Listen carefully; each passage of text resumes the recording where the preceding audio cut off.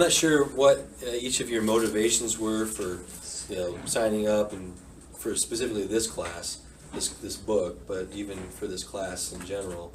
But I hope that it's been helpful to kind of give you confidence that I can get into a conversation with somebody that's totally foreign to me. I have no idea, had no idea about what their beliefs were, even as atheists, hardcore atheists. Anything we saw in here, really crazy cults or mainstream religions. That's one of the things I think is the most beautiful about studying apologetics and world religions, philosophy and theology, is it just makes you a little bit more bold to be willing to have those conversations that are not worried about where they're going to take it, because you feel comfortable at least. Maybe not expert. We're all treading in waters we haven't been in before, but anyway, just say that little plug for apologetics in general. Go to the beginning of this section. Okay, another overview section. There are several cults and religions that were covered in this last chapter here. Are there any that you want to come in? David's back there. But of the things that were mentioned in here, I mean, there are some. We've all heard of Baha'i, but learning a little bit more about it as a sort of see, other religions produce cults too. That's an Islamic cult. It's not just Christians that produce cults. But before we dive into these two, any of these others that you wanted to talk about, because they kind of throw a lot of things in there that are very different, like Freemasonry, evolutionism, Hare Krishna. They're pretty different. I wanted to, if we have time, to talk about the International Churches of Christ, because I have some experience or some run-ins with them up in Michigan, at Eastern Michigan University. They were very, very strong on the campus there, and hard to sniff out those, because I'll talk about that later, but nothing of the other ones? I'm a Mason, but if you want to talk about it, you can. Yeah. Masonry? Mm-hmm. Yeah, that one's the one I don't have anything prepared for, and it is a little different. It's kind of like the Churches of Christ. As I'm reading it, I'm going, Churches of Christ are Trinitarian. They believe their plan of salvation's messed up. So what makes them a cult? Because we have always thought, they've always been told, believe that a cult is somebody that misinterpret the Bible. So what does that mean? Because we as Christians have different interpretations of end times, of predestination, but none of us call each other cults. Usually not. But we don't go to that level. Like, oh, you're a cult because you don't agree with me on the age of the earth or the second coming of Christ, or these things that mode of baptism.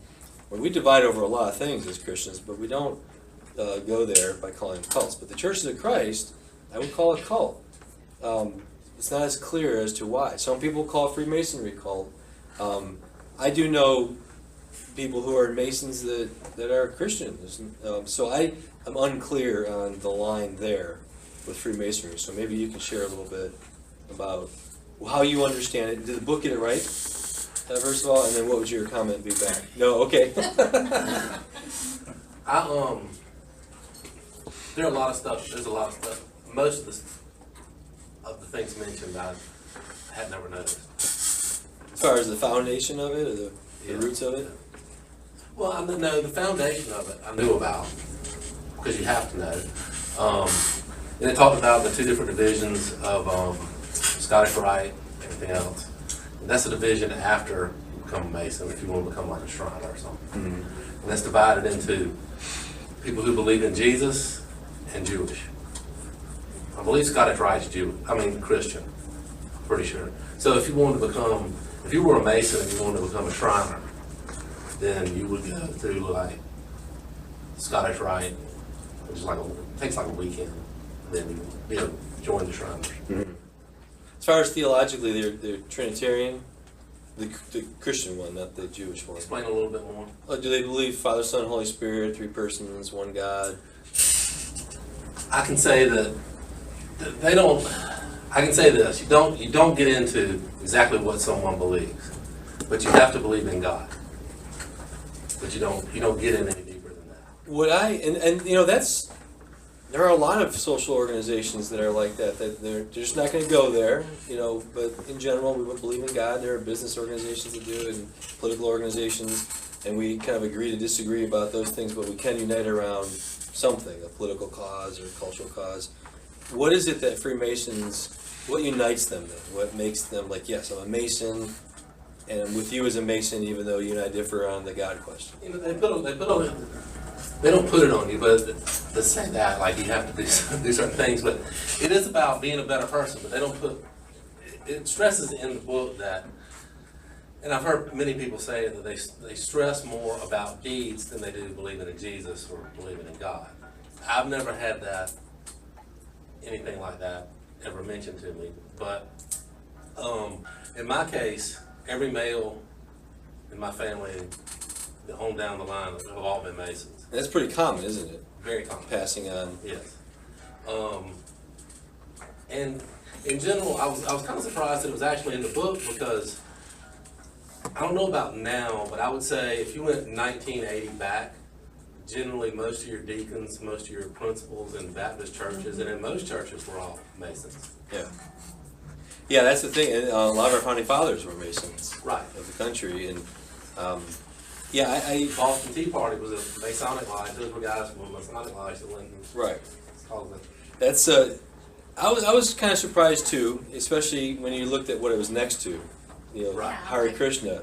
Yeah, we all get it. That's wrong.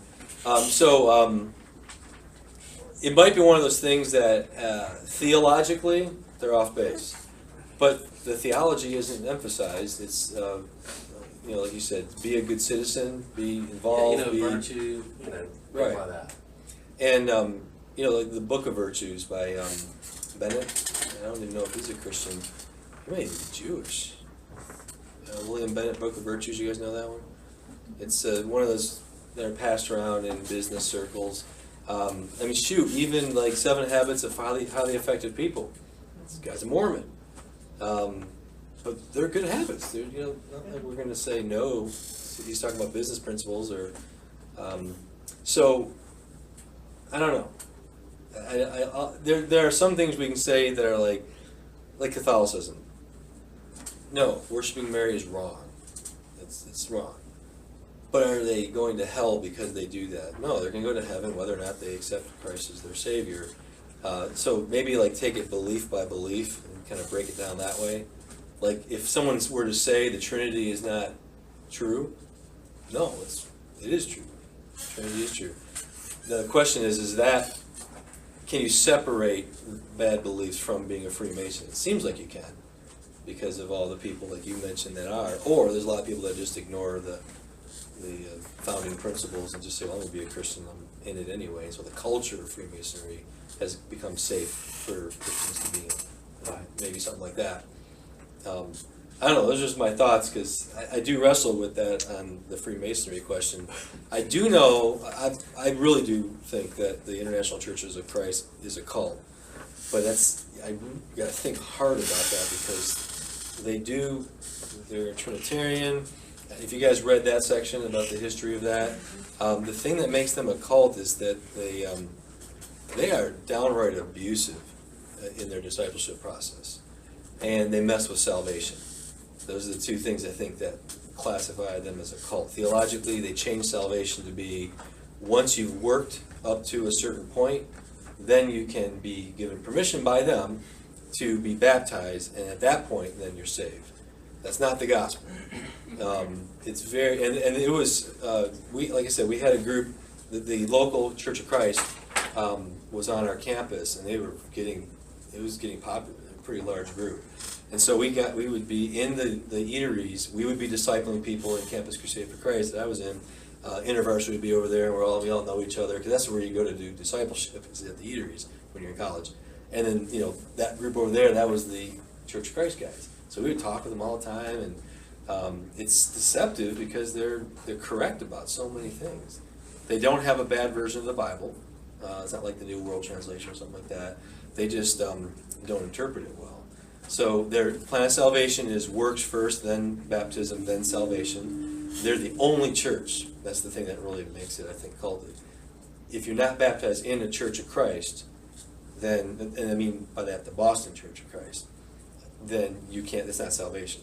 So even if you've done all the good works, you get baptized as a Baptist or Lutheran or something else, you're not saved, because they're the only one true church. So now you're starting to feel cultic there, right? Or, and see, about Freemasons, I don't get a sense from them that they're highly evangelistic, trying to go out there and tell everyone they have to be Freemasons. I mean, I'm sure you would say it's good to be. They don't solicit at all. Yeah, so it's very uncultic in that way in the practices. It's not, you're going to hell if you're not one. You know, that's what the Church of Christ does. So I think out of the two in here that are the most difficult to clearly say are a cult, Freemason, a lot more to talk about there. Probably, you know, if you get into the specifics, okay, that belief is not right, and that's what. But with the Church of Christ, flat out cult. So, does everybody? Did you get that in this section here? The Church of Christ is not the same thing as the Church of Christ. So, the Boston Church of Christ is normally how it's called. That's why they have it here. Formerly, the Boston Church of Christ. Now they call it the International Churches of Christ. It was born out of a Church of Christ, which is just a really legalistic denomination. They're so legalistic they won't even use instruments in service. No bright colors in their clothing. So you go to their services, I don't know if they're still like this, but it would be a cappella. It's like you're at a funeral. They're very, very legalistic. But they don't cross that line into like, okay, that's what saves you. This guy came out of that, or gal, and so that's why I carried the name Church of Christ. So it's difficult to, if someone just says I'm from so-and-so down the street, Church of Christ, well, are you a cult or are you a denomination? Sometimes I ask them that just for fun. So are you the cult version of that? Those are fighting words. But that's how we did it at campus. We're like, so which one? Cult one? I'm glad you brought that up too, because it shows that. That's also probably why these are all in the back of the book, and there's not a whole chapter on Freemasonry, because some of these things are a little more difficult. It's not as easy as like, well, Mormonism, Jesus being an alien from another planet. Yeah, okay, that's not Christianity. There's something wrong there. You've crossed a line that is just not allowed. Freemasonry is not like that, and so that's probably why. So, Christian Science. Well, back up. Okay, what is a cult? You've probably heard this in the news because, especially with Mitt Romney running, cults were talked a lot about in the news, and there would be experts on the news, and some of them were, most of them weren't. But there are two meanings of the word cult. One is a socio-economic category, meaning like you're separated from society. The group demands a lot of financial not tithing, they demand your finances, so give us everything. So it's kind of like a commune. It's what you remember, like the Branch Davidians. That's a socioeconomic cult, and that's the kind of thing that the ATF will go after because they think they're amassing too many weapons in their compound. That's scary stuff. That's when they go down and they drink Kool-Aid and die. Okay, that's one meaning of the word cult. There's another meaning of the word cult, which is just a theological, that is not Orthodox Christianity. So that is a cult. So Mormons get bent out of shape, and I can understand why when they're called a cult, because they hear us calling them Branch Davidians or Kool-Aid drinkers. You know, that they're going to commit mass suicide and things like that. Mormons are nice people. They're our bankers, our teachers. Mormons are in society. They're not trying to tell everyone to go and hide over here. So they're not that, but they definitely are a cult without any hesitation. They are a cult theologically. So that's one of the things that are difficult. And Walter Martin, you guys know who he is? Well, he was. Well, he still is. He's still Walter Martin. He's dead. He's Walter Martin in heaven right now. He was the original Bible answer man, and the first person in a long time to really bring counter-cult ministry to the mainstream. So he's kind of like Josh McDowell brought apologetics to the mainstream. People all know Josh McDowell, and that's the guy, Ravi Zacharias, that's him for cult ministry. And when I had that Jehovah's Witness come to my door when I was like 5 or 6 months saved, junior high student, thought I knew everything, And I invited them in, thought I was going to convert these people, and they owned me. I was sitting duck because I didn't know anything other than just I was passionate about my faith. And so when I had to get tooled because I just got my clock cleaned, I went to my church and I'm like, Pastor, these guys came. I mean, am I wrong? Did I accept Christ wrongly? I was freaking out. He pointed me to Walter Martin, so I started looking up his books, his articles, and tapes in particular. I had a tape I wore out because I listened to it so many times on Jehovah's Witnesses.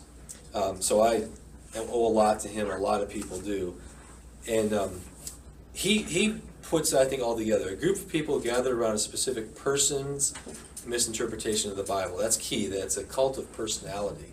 Almost always you'll have a person that's just very charismatic and gets people all riled up and feeling excited about themselves, which is why you can get a cultic group that isn't a cult. You can get cultic followings within Christianity, pastors that are followed as opposed to Jesus. There are some in our circles, that we know of, even in Baptist circles, we can do this. And that's something that always sits unwell with me when people get super excited. I see them nodding going on back there. Get super excited about so-and-so preacher this and preacher that. I'm like, okay, great, but that doesn't matter. Like, what's he teaching? Is he right? And getting excited is great, but that cannot be the fuel. It has to be what they're teaching.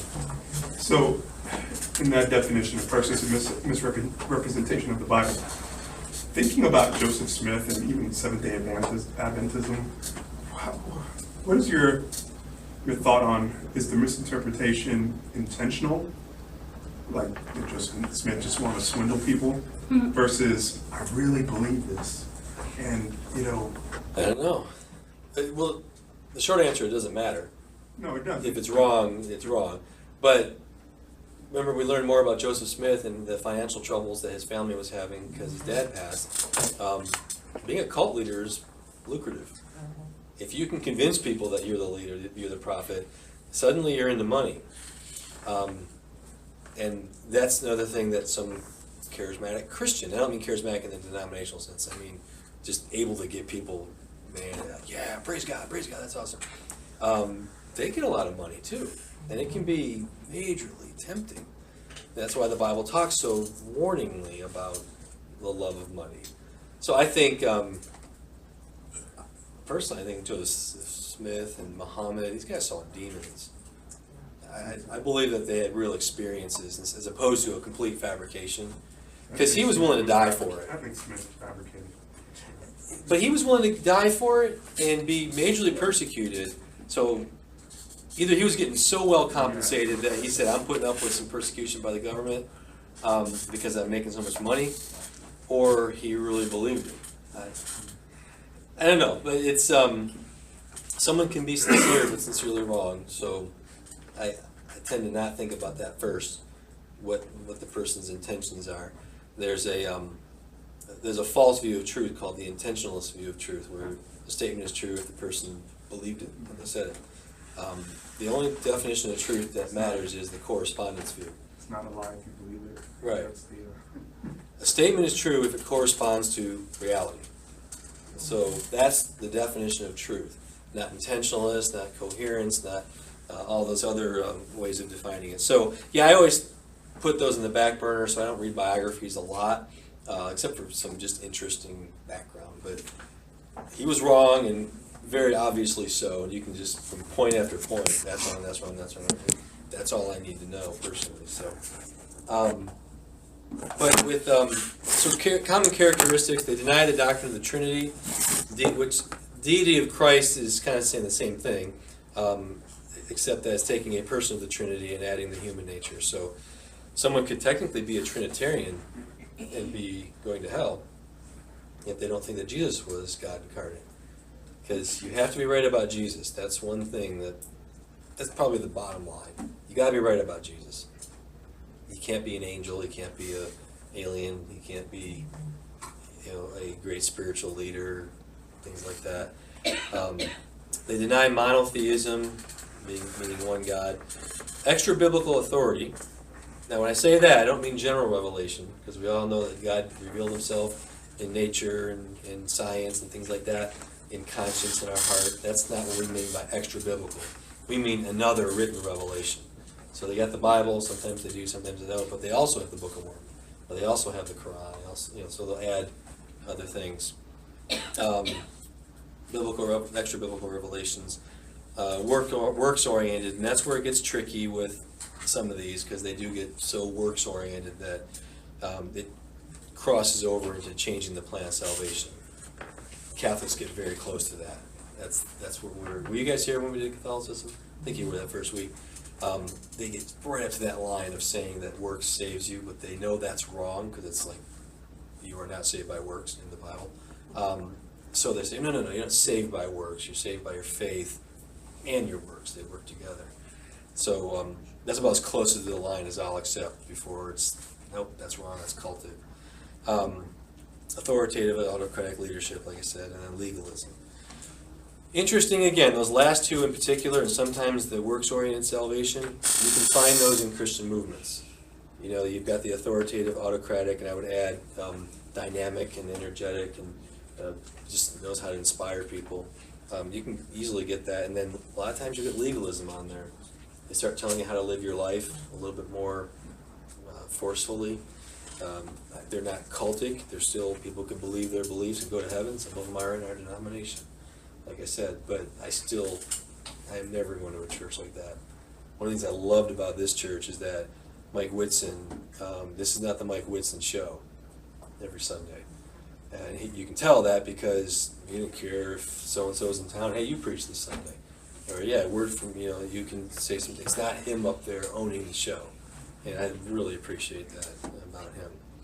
Church of Scientology, which is not in here, this is the crazy, well, they're all crazy, but this one's like literally crazy. This is science fiction put into faith. L. Ron Hubbard, you've all heard of the book Dianetics. In the 80s, it was on TV all the time. I don't know if it still is. You remember that commercial with the explosion? Yeah. Dianetics. I didn't know what it was, and I'm glad I never bought it. But yeah, that book was interestingly written as purely psychological, very, not atheistic, but just sort of, it's a book about people. Then he comes out with his religious, spiritual stuff, and he merged the two together. He always believed both, but Scientology is the one that makes Tom Cruise jump on couches and all the other things. And one of the reasons, I don't know if you guys know this, because I didn't get that in the article here, it's very important to their belief system that you keep that emotional high. That's what authenticates your beliefs. So that's why Tom Cruise seems jacked up so much, because he feels like he needs to be like that. He takes it probably further than others do, but it's interesting that it's very much, you have to have this experience that feels real. That was the first about year and a half of my experience of being a Christian. I thought, because I was saved in a charismatic church, nothing wrong with that, like I said. I don't agree with a large number of the things that they teach, but at the time it was like they didn't know any difference, but they were Christian, evangelical, it was great. But I felt every week like I had a great experience at youth group, went to sleep, woke up to go to school the next morning, I didn't feel it, because I'm a heavy sleeper. And I wake up, I'm just like, and I was just like, what's wrong with me? Questioning salvation, questioning filled with the Holy Spirit, all the things that you would struggle with. That's what they say. They're saying if you don't have that in your feelings, then you're doing something wrong. So you got to keep hanging on to those feelings. Battlefield Earth, if you want to vomit, it's a great movie to watch. It is so pathetic. But like I said, I'm a film guy. That was my undergrad degree, so I felt obligated to watch I knew it was a cult, book. And it is interesting, though. If you watch it, it is their religion, their cult, played out in a story. So if you want to understand kind of what their mindset is, it really does do a good job of saying that what unifies us all as humans is to realize there is no God. That we are, so it's a little bit of humanism, a little bit of, and he says that in here, it's a mix of Hinduism, Buddhism, New Age, but he didn't, I think, elaborate too much on the humanism. That sort of man is the final end. We are it. And collectively, not individually. So you've got that New Age thing of coming into the collective losing your individuality like you do in Buddhism. So it is an interesting movie if you want to feel or see what they mean by that. So there's not a lot left that I can say about Scientology. So what do you guys want to add? Did you watch the documentary, Leah Remini's documentary on Scientology? The which one? Leah Remini's. No. Yeah, so she was a former Scientologist. Oh, yeah. No, I haven't, but I've seen a lot of interviews by her. She is bold. Yeah, it's crazy how they charge you to take tests to advance, and they'll change Yep. the tests randomly after a couple of years. And you notice that most of their adherents, a lot of them at least, are really rich and powerful. Can't go into hell. Yeah, I mean, it's what? Can't go into hell. Yeah. To keep the religion going, they have to make sure they get people who have a lot of money to forcefully take. Do you guys remember that? I was weeping on the inside. But when Tom Cruise married Katie Holmes, and you remember that she was gone from the public eye for a while, and you knew they were just like brainwashing. Her mom came out and had some interview where she basically said, "I'm worried about my daughter. They won't let me see my daughter." But do you remember that first interview that she did on one of those talk shows? I can't remember if it was Ellen or it was one of the more popular daytime shows. She was sitting there on the couch being interviewed, and she looked scared, timid. Do you remember that interview? And she kept, the representative from the Church of Scientology was off stage behind the curtain. And so she was sitting here getting interviewed. So here's the interviewer, and she would, what am I supposed to say? She was scared to say something wrong and kept looking for affirmation or coaching from this cult leader off to the side. The best example I've ever seen of somebody who doesn't want to be there but got pulled in and is scared. They're literally scared. Heard stories that they're scared for their lives. And is it Ramey, her last name? Remini or Remini. however you want. She's bold because they come after you, usually legally, and they'll use the courts. Yeah, and they'll use the courts. They've sued successfully some people for the label cult. They don't want to be called a cult. They are ruthless. Well, and they do come after her. You will see sometimes that they're following her and that they have people in unmarked vehicles, and she'll notice it, and they'll stop the car and get out with the camera crews and go up to the people, and the people drive off.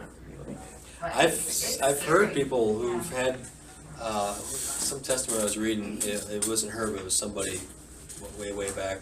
Had the same kind of experience, but they actually were able to tear her down because they get in there and they know how to get somebody's like their finances, or they'll find something on you and then they'll take you out. And they teach that there's really no true relationship between parent and sibling. Yeah. It's just a happenstance. So that's how they really get in between families. Yeah, because if you're not If you leave, you can't ever see your child again. Or, right, Yeah.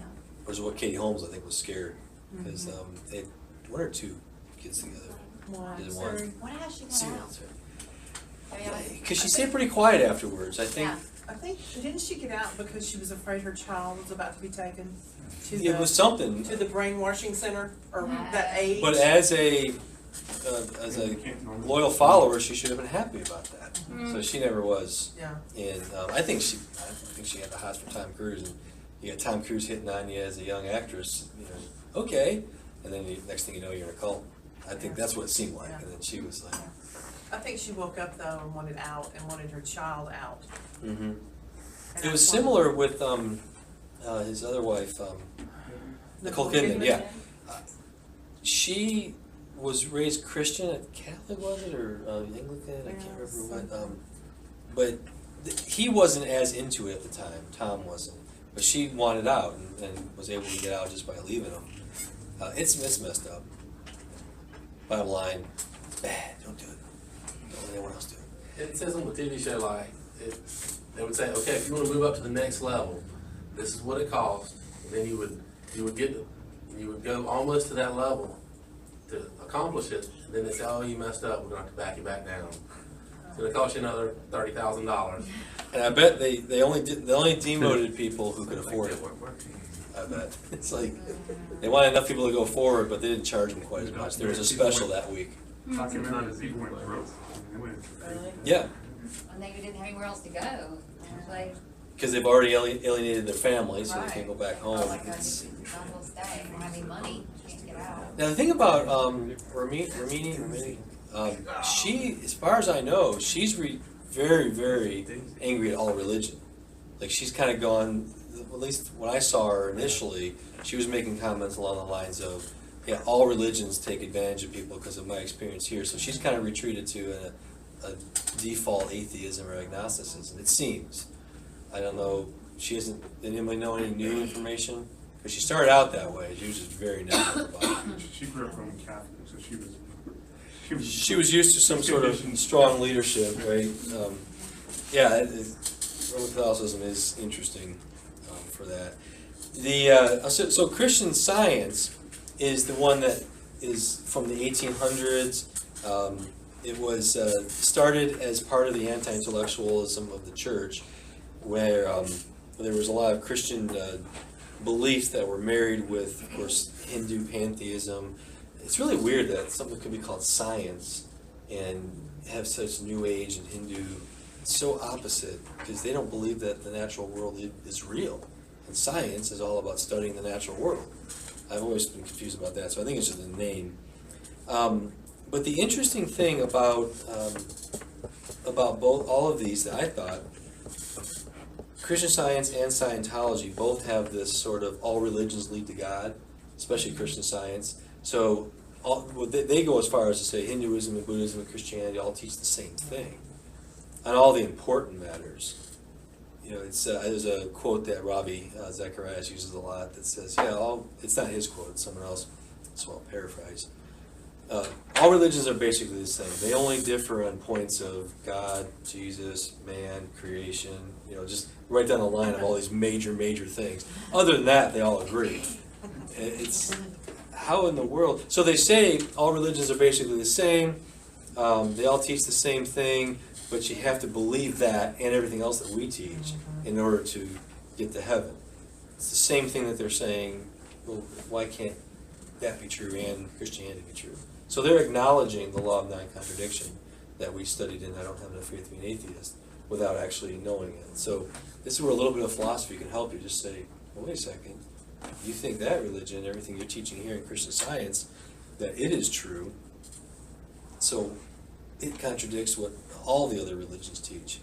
So, Christian Science is not as popular. I think they said, where's the numbers? I was surprised it was so small. 600, like worldwide, they have very small number of people. And a lot of people believe that, even though they're not Christian scientists, they believe that all people who believe in just in God are going to go to heaven. A lot of people believe it. Yeah, universalism that's what that's called. That everyone's going to heaven. That's a common belief in pop religion, I guess you call it, or pop culture. What would you guys say to that? Sorry. I had a conversation with a friend of mine a couple of weeks ago. Got a little bit heated. Would say. We were at the beach with them, yay! I thought we were going to have to leave the next But he day. thinks that if somebody was born like let's say a Muslim and grew up in a Muslim family and everything, that God wouldn't turn them away and not let them go to heaven. So they never heard, but they were sincere Muslims. That type of a line of reasoning. We don't exactly get into that, but I would point out that if they had heard and turned their back on it, then there's serious consequences. Yeah, definitely that. Yeah. I've usually heard people say they live in Saudi Arabia where missionaries are not allowed. So they literally went through their whole lives believing in Islam, and they were very sincere and very good practitioners, and then they died, but they never ever heard of Christianity. But doesn't it bring down in, and you have to excuse me for my naivety. I think it's pronounced naivetiveness. However they pronounce it, because We make up words all the time at work, it's fun. But if you go through like the book of Romans, doesn't it pretty much explain how most people are going to be judged, whether you were you know, if you were Religion, born oh. before Jesus and, you know, things like that. Or if you were an Indian in America, you know. Who wants to answer that? What's the passage that we talk a lot about in apologetics? If you were here for I don't have no faith to be an atheist, you heard it. We're in Romans, because you're right. And no By means faith you're without not being saved. excuse. Yeah, exactly, Jenna. What? I just, but yeah, General revelation. but faith, Nature? In nature, if you were back then, like, I know that it says that if you looked around, how could you not believe that it's a God? Because it's beautiful as the world is. Right. And it's Romans 1 goes further than, because there is the what's called the aesthetic argument that beauty. So you see beauty, you know there has to be a God that made that. But Romans 1 says that everybody, and there's an assumption there that if someone's mentally, incapable, that would, we as Baptists actually have a doctrine called age of accountability. So infants and up to a certain age, they're going to heaven because they literally don't know what decision is in front of them. And then people who never, enter into a mental state where they can take in nature and everything around them and know there's a God. So that's assumed. But in Romans 1 it says, it's interesting, you have a brain that works, and I've given that to all of you as humanity. That brain, when it looks at creation, you know I exist, and not just some vague God. It says that his invisible attributes are known. So you should know that a God that doesn't match those invisible attributes that you get from nature should be rejected. And by that, I'm going to hold you accountable.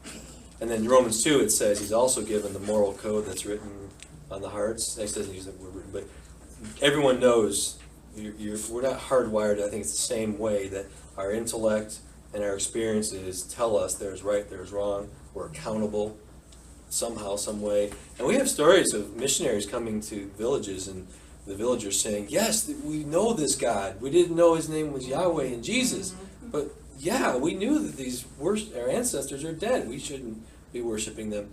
So there are cases where people they get it. So this gets back to, we had did we do a whole class on that? How can good God send people to hell? Or that's the question we answered one time. There are two, I think, versions or answers to that. See you on the 20th and 27th. I just want everyone to come back. It's so fun having growing groups. And it's going to get really good. And then we're going to go back to I don't have enough faith to be an atheist, which is laying out Christianity from zero belief to right at the cross with anybody. It's really cool. It's if they don't want to believe the Bible, fine, we'll start here. So that's what we're going to do in the fall. So come back for that. It's awesome. It's really My fun. brother does. Yes. Yeah. Now, He doesn't seriously, wanna we hear want... anything about the Bible. Who was it? There was somebody that had said they had a skeptic family member. Oh, it was not, she's not in here. That's right. Her husband is agnostic, and I was like, please bring him. That would be great. So I seriously want that. That's when it gets fun. But anyway, the two beliefs about how can God send someone to hell they've never heard. One is the one this is what I think is right, but I'm not super dogmatic about it because the Bible isn't clear. God's going to hold every person, every human accountable to respond to the amount of revelation that they receive.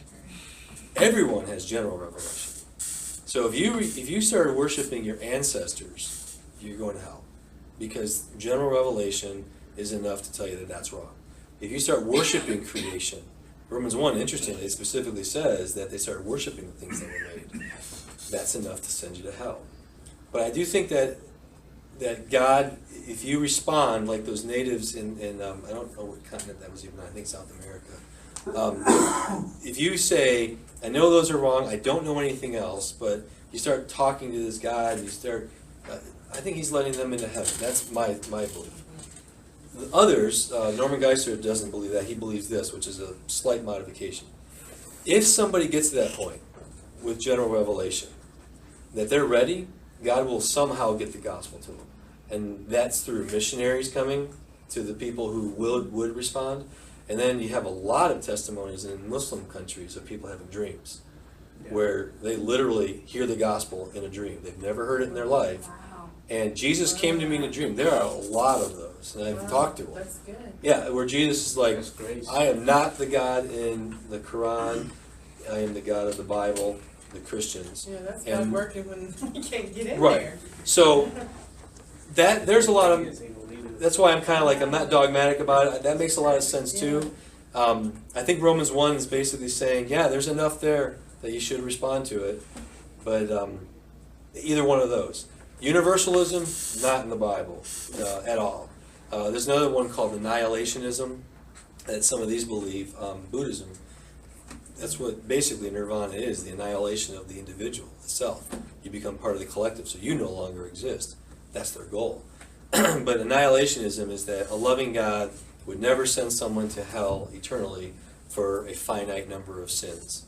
Even Hitler, as bad as he is, or was, he still only did that bad for, 40, 50 years of his life.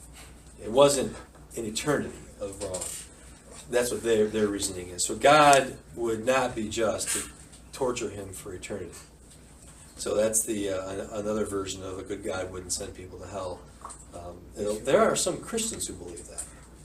And again, you can be a Christian and have that wrong. You can get your eschatology and because they still would say the only way to heaven is through Jesus, but God isn't going to send people to hell. Clearly not biblical. That's so not biblical. It's one of those things where how in the world do you believe that? Jesus talked about hell very openly. He gave a parable, or maybe a true story, about Nicodemus in heaven, or Lazarus in heaven, and then the rich man in hell. That may not even be a parable. It might have been a true account, because it's different than anything else that he ever taught. Yeah, Jesus believes in hell. He made it. So